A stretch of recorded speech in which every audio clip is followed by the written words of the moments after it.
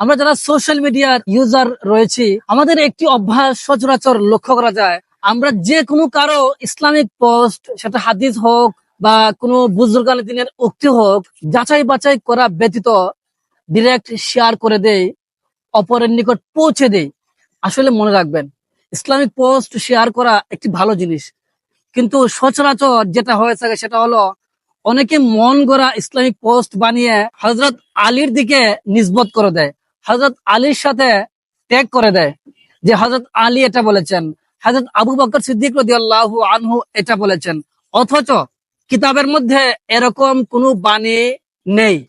শুধু মন গড়া, মন চেয়েছে তাই একটি বাণী লিখে সেটাকে গ্রহণযোগ্য বানানোর জন্য একজন সাহাবীর নাম লিখে দেয়, সেটাকে গ্রহণযোগ্য করার জন্য আমার নবী সাল্লাল্লাহু আলাইহি সাল্লামের নাম দিয়ে দেয়, যে কোনো একটা হাদিসের রেফারেন্স দিয়ে দেয় যে এটা অমুক হাদিসের মধ্যে রয়েছে।